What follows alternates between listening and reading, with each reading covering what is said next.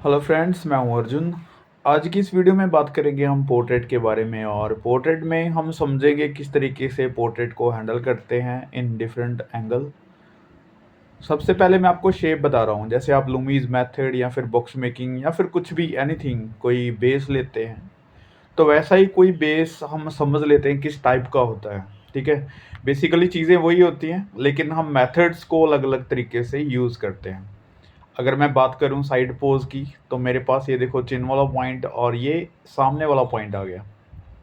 ठीक है, सामने से इस तरीके से बनाएंगे और इनको हम 3 पॉइंट में डिवाइड करते हैं। जो सामने वाला पॉइंट होता है, जैसे ये साइड पोज है तो ये फोरहेड हो गया, ये नोज पॉइंट हो गया, ये हो गया चिन पॉइंट।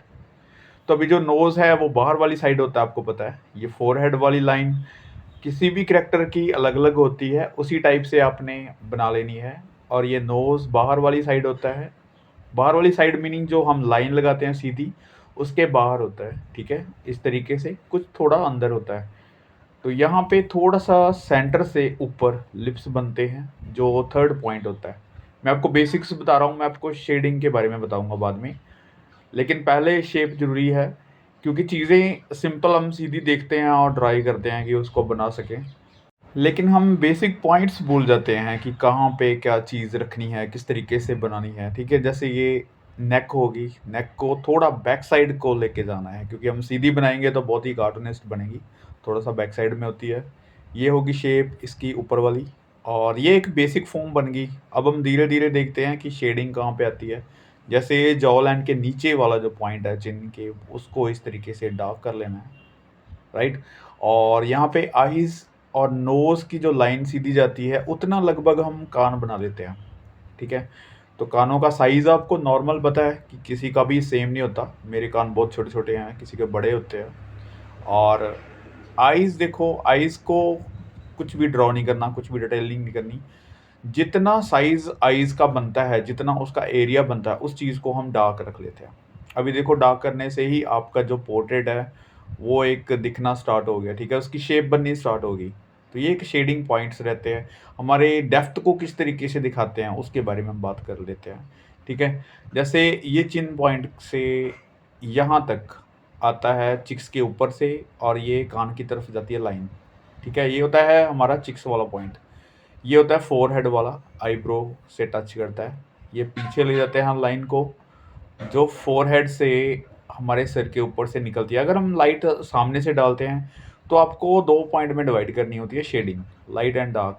जैसे नेक भी हाफ, ठीक है, ये एरिया हल्का सा डार्क रहेगा, नेक की बैक साइड डार्क रहेगी।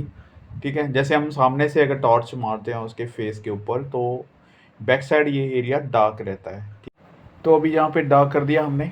और जो सेंटर वाला पॉइंट है, जैसे फोरहेड से लेके ये चिक्स वाला पॉइंट है, इसको हमने करना है मिडिल टोन, थोड़ी सी लाइट शेडिंग करनी है। यहाँ पे हमारा दिमाग होता है, राइट। तो इस चीज़ को थोड़ा सा डार्क कर दिया। यहाँ पे हमारी चिक्स होती हैं, तो फ्लैट यहाँ पे मैं दिखा रहा हूँ, क्योंकि ये ज्योमेट्रिकल शेप है। तो शेडिंग के बारे में आपको पता चल रहा होगा थोड़ा सा। बाद में हम एडजस्ट ख़त्म कर देते हैं तो सॉफ्ट शेडिंग बन जाती है, टोन्स ऐड कर देते हैं उसमें। ठीक है, तो टोन्स का ख्याल मैं बाद में बताऊँगा आपको क्या रखना है। तो ये अभी नोज़ वाला पॉइंट हो गया। ये देखो, एक बिल्कुल बेसिक शेप जो है पोर्ट्रेट की, वो बन चुकी है शेडिंग में। ठीक है, आपको 3 पॉइंट बन गए, लाइट, मिडल टोन और डार्क। तो इसी टाइप से कोई और एंगल लेते हैं। जैसे शेप को आपने किसी भी मेथड से नहीं, नॉर्मली आपको देखना है कि चीज़ें किस तरीके से हमें दिखाई देती हैं, उनको समझना बहुत ज़रूरी है। जितना देखेंगे उसको उतना ही समझेंगे। और अगर हम मेथड्स में चले जाते हैं, तो बहुत सारे मेथड्स हमें कंफ्यूज करते हैं, कौन सी लाइन किधर है, कैसी है। ये देखो, अभी फेस मैंने थोड़ा सा अपनी साइड घुमा लिया है, यानी कि 1/4 कर लिया इसका। ये वाला पॉइंट अभी आ गया नेक का, तो नेक हमारी चिन से दिखाई देगी। तो इस तरीके से नेक ऐड कर दी। अभी हम करते हैं जॉ लाइन को। जॉ लाइन यहाँ तक हमें दिखाई देगी, क्योंकि थोड़ा सा साइड हमने घुमा दिया है फेस का। तो ये पॉइंट ऐसे एक टिक लगा लेते हैं, बाद में हम धीरे धीरे उसको क्लियर कर देंगे। ठीक है, ये एक बेसिक शेप बन गई। अब जैसे फोरहेड वाली लाइन यहाँ पे है, तो यहाँ से दिखेगी, क्योंकि सर ऊपर से भी थोड़ा सा दिख रहा है, आप ध्यान से दिखेंगे तो सामने से भी दिखेगा। वैसे ही 3 पॉइंट सामने से लगा लिए मैंने। ठीक है, ये नोज़ वाला पॉइंट है। नोज़ अभी देखो, ये पॉइंट जैसे मैंने लाइन लगाई थी, और नोज़ बाहर वाली साइड जाता है। ठीक है, ऐसे होता है। तो इसको यहाँ पे साइड कर दिया थोड़ा सा, तो साइड की तरफ थोड़ा सा एंगल चेंज करना है।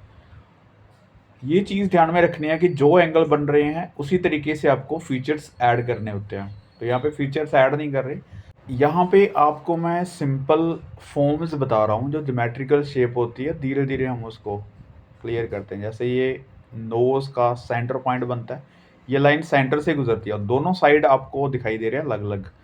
तो अभी ये भी चीज़ है कि जो नोज़ है उसका जो सेंटर पॉइंट जहाँ पे बन रहा है वहीं पे ही रखना है, लेकिन जो उसकी हाइट है वो हमें टिल्ट दिखाई दे रही है, थोड़ी सी टेढ़ी दिखाई दे रही है साइड से। ठीक है, आपको ये एंगल सेट करना है यहाँ पे।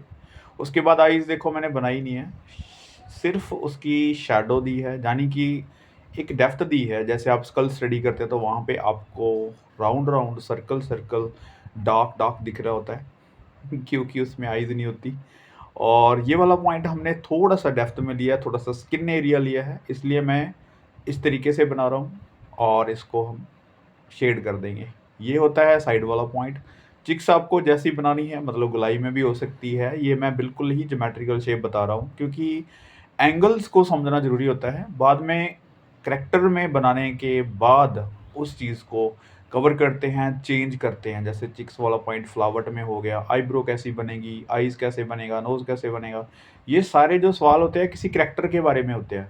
लेकिन अगर हम पोर्ट्रेट के बारे में बात कर रहे हैं तो ये बेसिक शेप बहुत इंपॉर्टेंट होती है, आपको ये सीखना होगा किसी भी एंगल को पोर्ट्रेट में बनाने के लिए। ठीक है, तो अभी देखो यहाँ पे लिप्स हैं, लिप्स को उसी एंगल में बनाना है जो एंगल हमने डिसाइड किया है कि ये जो एंगल बना रहे हैं, लिप्स का भी एंगल वही है। और यहाँ पे देखो चिक्स के यहाँ पे लाइन आएगी, जो यहाँ पे हम थोड़ी सी टिक दे देते हैं, ये हो गया चिन्ह।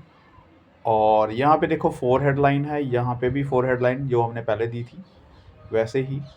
और ये वाला पॉइंट जो है लाइन, चिक्स वाला पॉइंट जो हमारी मोल्ड सही करता है, साइड वाला पॉइंट।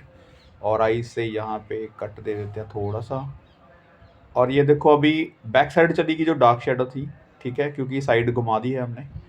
और ऐसे ही आईज़ को देख के, आपने नोज़ को देख के कान को डिसाइड कर लेना कि कहाँ पे कितना बड़ा बनेगा। एंगल्स चूज़ करने हैं आपने, कौन से एंगल्स आपने ट्राई करने हैं, लेकिन चीज़ों को समझना। अभी देखो बिल्कुल साइड था तो कान की ड्राइंग कुछ और थी, अभी थोड़ा सा हमने घुमा दिया तो लाइट और तरीके से आएगी, वहाँ पे शेप भी उसकी चेंज होगी।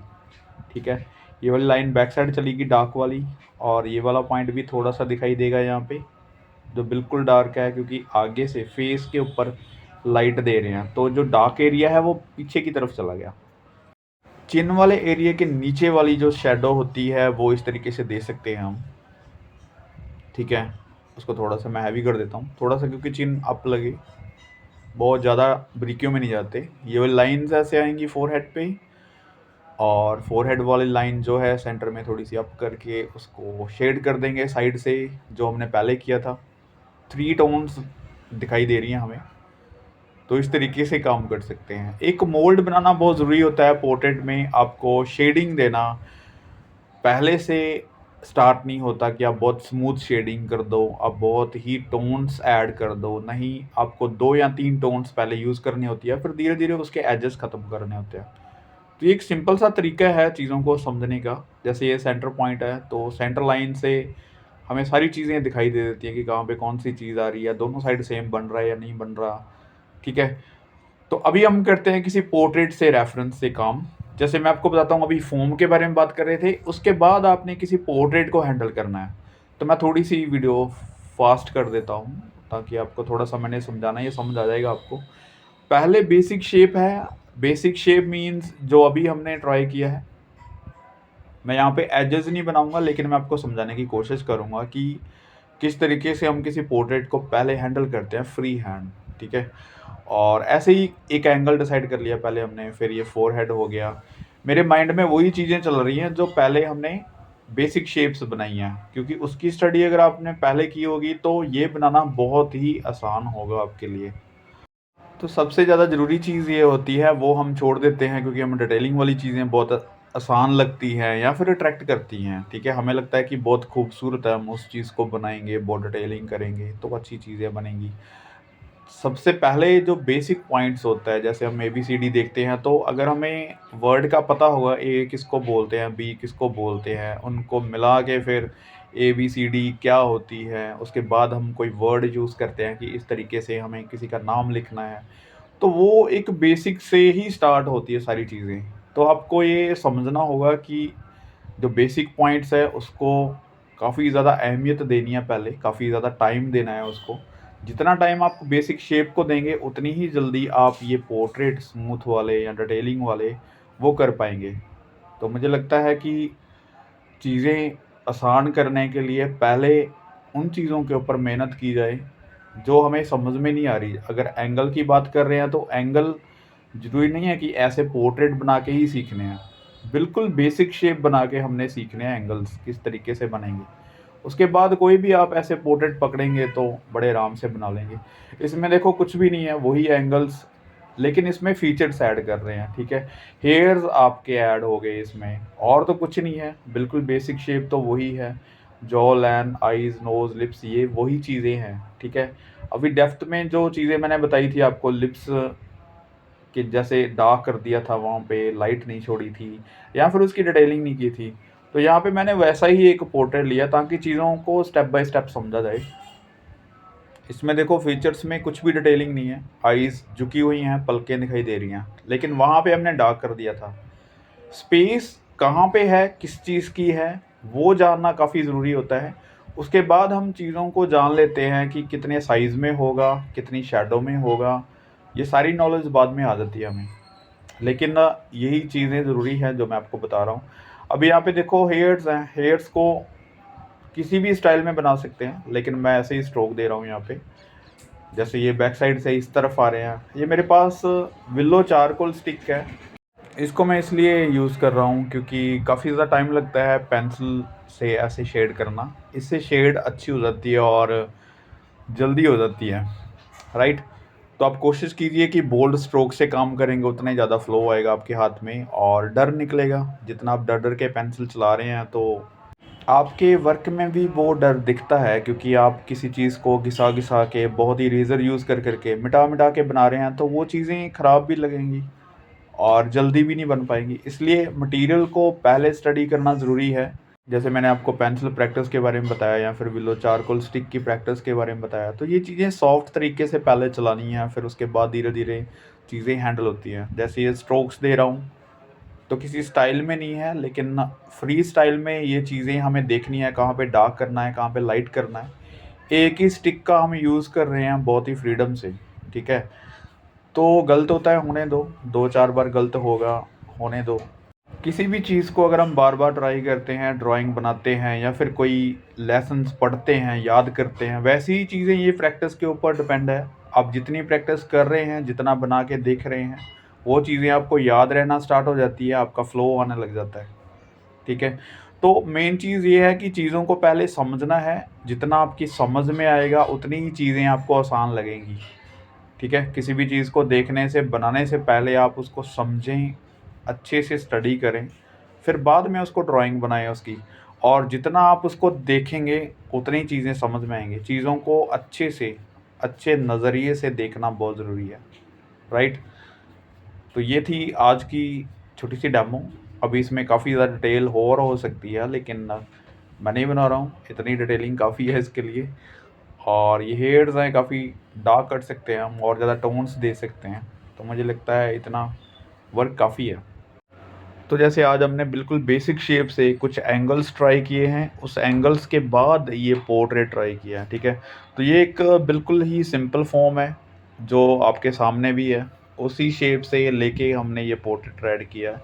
तो ऐसे ही कोशिश करो कि पहले बेसिक शेप को धीरे धीरे कन्वर्ट करना है उसको रियल फेस में, और किसी कैरेक्टर के ऊपर बाद में जाना है, पहले हमें बेसिक एंगल सीखने होंगे, ठीक है। तो ये थी आज की स्टडी, मिलते हैं नेक्स्ट वीडियो में। Thank you so much for watching this video.